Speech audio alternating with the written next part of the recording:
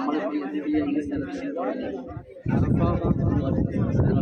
അറഫയിലെ ജബൽ റഹ്മ എന്ന് പറയുന്ന ഒരു കുന്നാണ്, ചെറിയ കുന്നാണ്.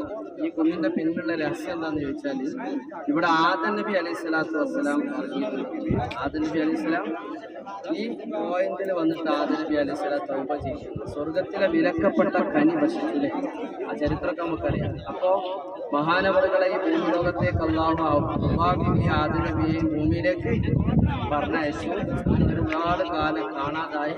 പിന്നീട് രണ്ടുപേരും സംഗമിച്ച് ഒരുമിച്ച് കണ്ട് മനസ്സിലാക്കിയ സ്ഥലമാണിത്.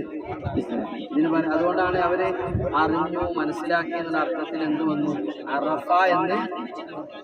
ഇവിടെ വന്നിട്ട് ആദം നബി അലൈഹി സ്വലാം അള്ളാഹുവിലേക്ക് കൈമലക്കി ഈ കുന്നിന്റെ മുകളിൽ കയറി ആദം നബി അലൈഹി സ്വലാം ഈ പൊസിഷനിലെ ആളുകൾ അവിടെ വരുന്നില്ല, ഒരു പ്രത്യേകതയില്ല, അവിടെ വരണ്ടാൻ പാടില്ല, തോണ്ടാൻ പാടില്ല, അവിടെ ഇതിന്റെ ആവശ്യമൊന്നും.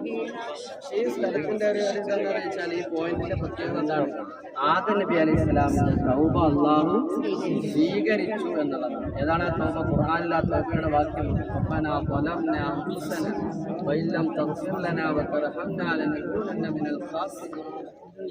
പടച്ചോനെ റബ്ബനാ, ഞങ്ങളുടെ രക്ഷിതാവേ, ളലംനാ അൻഫുസനാ, ഞങ്ങൾ തെറ്റ് ചെയ്തു, വഇല്ലം തഗ്ഫിർ ലനാ, ഞങ്ങൾക്ക് നീ പുറത്തു തന്നിട്ടില്ലെങ്കിൽ, വതർഹംനാ, ഞങ്ങളോട് കരുണ കാണിച്ചിട്ടില്ല എങ്കിൽ, ലനകൂനന്ന മിനൽ ഖാസിരീൻ, ഞങ്ങൾ പരാജിതരിൽ എന്ന് ആദം നബി അലൈഹി സ്വലാം ദുആ ചെയ്ത സ്ഥലമാണിത്. ആ ദുആ, ആ തൗബ അല്ലാഹു സ്വീകരിച്ച സ്ഥലമാണ്. അങ്ങനെയാണ് ഈ അറഫ. മറ്റൊന്ന് മഹാനായ ഖലീലുല്ലാഹ് ഇബ്രാഹിം എത്രയോ കിലോമീറ്റർ താണ്ടി മക്കയിൽ വന്നു കഅബയുടെ പുനർനിർമ്മാണം നടത്തി. ഏകദേശം ഇസ്മായിൽ അലൈഹി സ്വലാമിന് 13-14 വയസ്സ്. പാപ്പയോടൊപ്പം പ്രബോധനത്തിന് പോകുന്ന കാലഘട്ടം.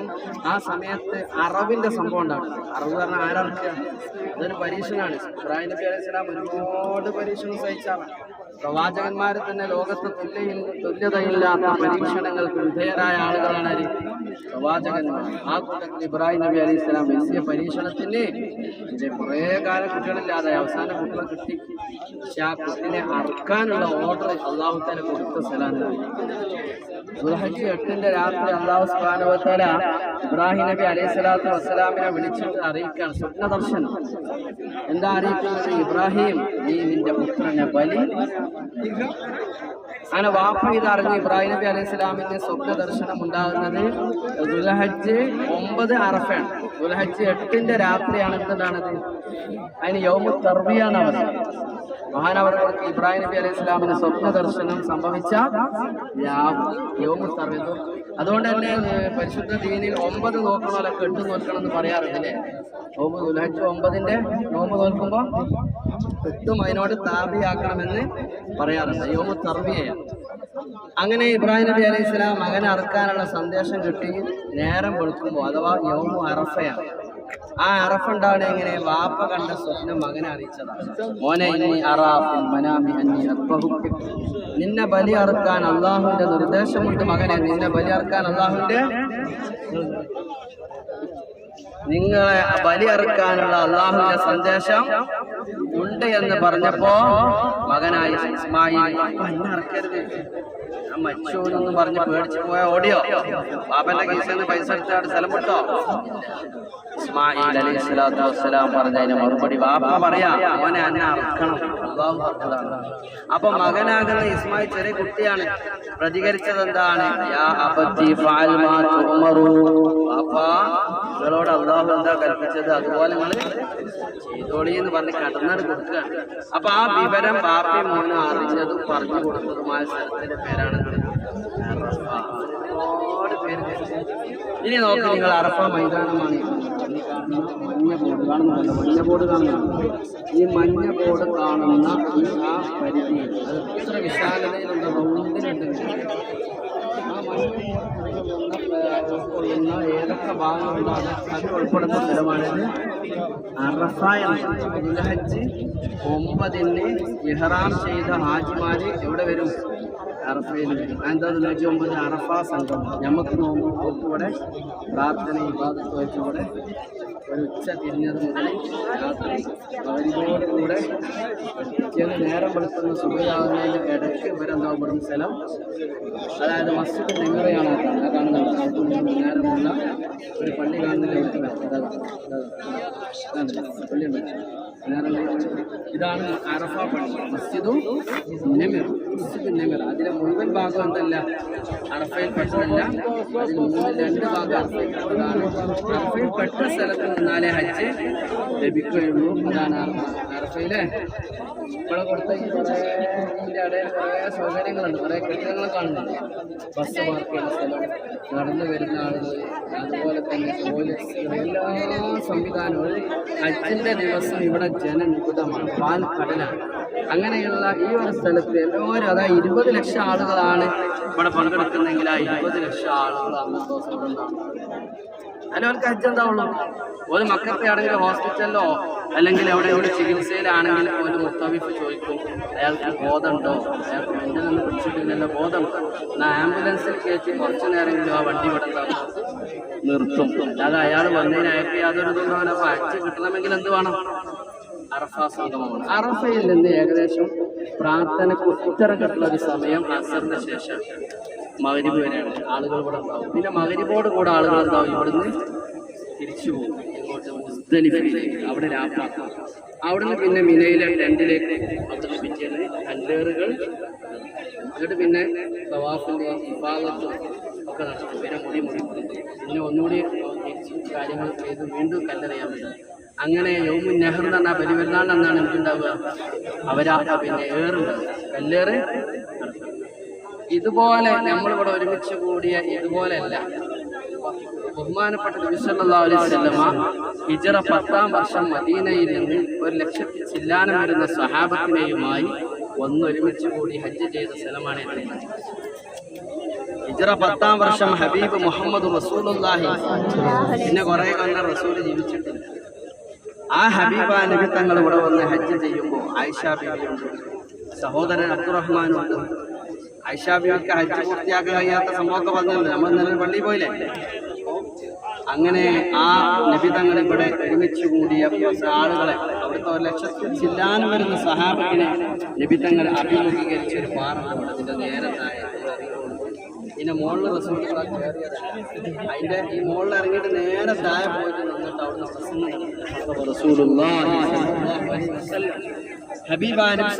പ്രസംഗം നടത്തിയത് എന്താ? ജനലക്ഷങ്ങളെ അഭിമുഖീകരിച്ചുകൊണ്ട് നബി തങ്ങൾ ലോകത്ത് തുല്യതയില്ലാത്ത മനുഷ്യാവകാശ സന്ദേശമാണ് വിളിച്ചുകൊണ്ട് എന്താ സന്ദേശം? അലാ അയ്യുഹന്നാസ്, ഓ ജനങ്ങളെ അറിയുക, ഇന്ന ദിമാഅക്കും വഅംവാലക്കും വഅറാദക്കും ഹറാമുൻ ബൈനക്കും കഹറുമത്തി യൗമിക്കും ഹാദാ വബലദിക്കും ഹാദാ വശഹരിക്കും ഹാദാ ശഫീഉനാ റസൂലുള്ളാഹ്. ഓ ജനങ്ങളെ, അറഫയിൽ ഒരുമിച്ച് കൂടിയ എൻ്റെ അനുയായി വൃദ്ധങ്ങളെ, ഓ ജനങ്ങളെ എന്ന് സംബോധന ചെയ്തുകൊണ്ട് ഹബീബാൻ സല്ലല്ലാഹു അലൈഹി വസല്ലം പറഞ്ഞൊരു കാര്യം, ഇന്ന ദിമാഅക്കും, നിങ്ങളുടെ രക്തം നമ്മളൊക്കെ ബാധകമാണ്. അന്ന് റസൂൽ പ്രഖ്യാപിച്ച പ്രഖ്യാപനം ആർക്ക് ബാധകമാണ്? നമുക്കൊക്കെ ബാധകമാണ്. ഇന്ന ദിമാഅക്കും, നിങ്ങളുടെ രക്തങ്ങൾ, വഅംവാലക്കും, നിങ്ങളുടെ സമ്പത്ത്, വഅറാദക്കും, നിങ്ങളുടെ അഭിമാനം. സമ്പത്തും രക്തം, അതിന്റെ പുറമെ നിങ്ങളെ അഭിമാനം. ഹറാമുൻ ബൈനക്കും കഹറുമത്തി യൗമിക്കും ഹാദാ, ഈ ദിവസത്തിന്റെ പവിത്രത പോലെ, വബലദിക്കും ഹാദാ, ഈ നാട്ടിന്റെ പവിത്രത പോലെ, വശഖരിക്കും ഹാദാ, ഈ മാസത്തിന്റെ പവിത്രത പോലെ. ഹറാമുൻ ബൈനക്കും, നിങ്ങൾക്കിടയിൽ മറ്റൊരാളുടെ രക്തത്തിൽ തൊട്ട് കളിക്കാൻ പാടില്ല, മറ്റൊരാളെ കൊല്ലാൻ പാടില്ല, ഒരാളെയും വേദനിപ്പിക്കാൻ പാടില്ല, ഒരാളെയും വിഷമിപ്പിക്കാൻ പാടില്ല. നിങ്ങളുടെ സമ്പത്ത് അത് നിങ്ങൾക്ക് അഭിമാനമാണ്. ഒരു മറ്റൊരാളെ സമ്പത്ത് നമ്മൾ എന്താക്കാൻ പാടില്ല, പിടിച്ചെടുക്കാൻ. മാത്രമല്ല അതിലേറെ പ്രധാനമായ ഒരു കാര്യം, ഹറാം, മറ്റൊരാളുടെ അഭിമാനം, മറ്റൊരാൾക്കുള്ള അഭിമാനം. ഇന്ന് എല്ലാവരുടെ ചാരിത്രം നഷ്ടപ്പെട്ടുകൊണ്ടതാണ്. ഒരാണിന്റെ ചാരിത്രം പെണ്ണ് പറഞ്ഞ് ലോകത്ത് പരത്തിയിട്ട് ആ ആണിന്റെ ചാരിത്രം നശിപ്പിക്കുന്നു, പെണ്ണിന്റെ ചാരിത്രം നശിപ്പിക്കുന്നു, ആണ് പല പിന്നെ പ്രശ്നങ്ങളുണ്ട്. നമ്മളെ മാധ്യമങ്ങളൊക്കെ നിറഞ്ഞു നിൽക്കുന്ന പ്രശ്നങ്ങൾ എന്താണ്? അപവാദ കേസ്. ഹബീബായ റസൂലുള്ളാഹി സ്വല്ലല്ലാഹു അലൈഹി വസല്ലം പറഞ്ഞു, നിങ്ങൾ ഇങ്ങനത്തെ ഒരു മറ്റൊരാളുടെ അഭിമാനം പറിച്ചു ചീന്തുന്ന ഒരു സാഹചര്യം ഒന്നുമില്ലെങ്കിൽ എന്തെങ്കിലും ഒരു കുത്തിരിപ്പ് ഉണ്ടാക്കിയിട്ട് പെണ്ണുങ്ങൾ രംഗത്ത് വന്നിട്ട് ഇന്നിപ്പോൾ എന്താ ഉണ്ടാക്കി തീർക്കുന്നത്? നല്ല മനുഷ്യന്മാരെ വരെ കണി കൊടുക്കും. അതിനെന്തൊക്കെ പറയാം, ബ്രെയിൻ വാഷ് എന്ന് പറയാം, ബ്ലാക്ക് മെയിൽ എന്ന് പറയാം, പണം സമ്പാദിക്കാനുള്ള മാർഗാവാം. നല്ല ഉന്നതരായ അഭിമാനികളായ ആളുകളെ പോലും ഇല്ലാത്തത് പറഞ്ഞുകൊണ്ട് ഒക്കെ ഉള്ളതുണ്ടാവും, എന്നാൽ ധാരാളം ഇല്ലാത്തത്. അങ്ങനെ അഭിമാനം പറിച്ചു ചിന്തുന്ന നമ്മൾ പത്രം വായിക്കണം എന്തിനാ? മറ്റൊരാളെ ഓനെ കുറ്റപ്പെടുത്താൻ. അതുപോലെ വീഡിയോ എടുത്തിട്ട് ആ വീഡിയോ എടുത്തിട്ട് പകർത്തി കൊണ്ടുപോയി ജനങ്ങളുടെ ഇടയിൽ പ്രദർശിപ്പിക്കണം എന്തിനാ? മറ്റൊരാൾ അഭിമാനം. ആ കാര്യത്തെക്കുറിച്ചാണ് ഹബീബ നബി തങ്ങൾ ഉത്കണ്ഠ കൊണ്ട് പറഞ്ഞത്, ജനങ്ങളെ നിങ്ങളുടെ അഭിമാനം പവിത്രമാണ്, അത് നിങ്ങൾ സൂക്ഷിച്ചിട്ടില്ലെങ്കിൽ നിങ്ങൾക്ക് വലിയ നാശമുണ്ടാകും. ഹബീബ റസൂലുള്ളാഹി 1400 വർഷങ്ങൾക്ക് അറഫയിൽ വെച്ചുകൊണ്ട് ഹബീബ നബി തങ്ങൾക്ക് ഈ പ്രസംഗം നടത്തിക്കൊണ്ടിരിക്കുമ്പോഴാണ് സയ്യിദുനാ മലക്ക് ജിബ്രീൽ അലൈഹിസ്സലാത്തു വസ്സലാം ഇറങ്ങി വന്നുകൊണ്ട് അൽയൗമ അക്മൽതു ലക്കും ദീനക്കും വഅത്മംതു അലൈക്കും നിഅമതി വറദീതു ലക്കും അൽ ഇസ്ലാമ ദീന. ഇന്നത്തെ ദിവസം നബിയേ നിങ്ങൾക്ക് നിങ്ങളുടെ മതം ഇസ്ലാം സർവസമ്പൂർണ്ണമാണ്, അത് കാലികമാണ്, സർവജനീനമാണ്, അന്യൂനമാണ്, അച്ഛയ്യമാണ് എന്ന് പറഞ്ഞ് ഇസ്ലാം സമ്പൂർണ്ണമായിട്ട് പ്രഖ്യാപിച്ചത് ആ വിശുദ്ധമായ ആയത്തിറങ്ങിയ സ്ഥലമാണ്. അന്നത്തെ ദിവസം ഈ ആയത്തെ അറിഞ്ഞതോടുകൂടെ പല സഹാബാക്കളും പോയി വീട്ടിൽ സുഖമായി കിടന്നുറങ്ങി. പക്ഷേ ഒരു കുടുംബത്തിൽ ഒരാൾ കിടന്നുറങ്ങിയില്ല. ആ മനുഷ്യൻ വീട്ടിന്റെ വാതിലടച്ചിട്ടുകൊണ്ട് കരയുകയായിരുന്നു നേരം വെളുക്കുന്നത് വരെ. സയ്യിദുനാ അബൂബക്കർ ഹബീബായ റസൂലുള്ളാഹിന്റെ പ്രിയപ്പെട്ട സന്തത സഹചാരി മഹാനായ അബൂബക്കർ റളിയല്ലാഹു അൻഹു ചോദിച്ചു, യാ അബൂബക്കർ മാദാ യബ്കീക, എന്തിനാണ് സഹാബത്തെ എന്നെ വല്ലാതെ വേദനിപ്പിക്കുന്നുണ്ട്. എന്റെ കൂട്ടാളിയായ, എന്റെ സഹചാരിയായ, എന്റെ നേതാവായ, എന്റെ ഗുരുവായ, എന്റെ അഭിവന്ദ്യ നേതാവ് ഹബീബ് റസൂലുള്ളാഹി ഇതാ നമ്മൾ പോവുകയാണ്. ഈ ആയത്തിൽ റസൂലുള്ളാഹിന്റെ വഫാത്തിന്റെ സൂചനയുണ്ടെന്ന് സയ്യിദുനാ സിദ്ദീഖ് അത് മനസ്സിലാക്കി. പിന്നെ റസൂലുള്ളാഹ് ആ ഹജ്ജിന് ശേഷം കൂടുതൽ കാലം ആ സ്ഥലമാണ് പറയുന്നത്. ഹജ്ജിന്റെ വിശാലമായ ലോകമാണ്. അല്ലാഹു തആല ഇവിടെ വരാനും നിൽക്കാനും സംഗമിക്കാനും ഭാഗ്യം തരട്ടെ.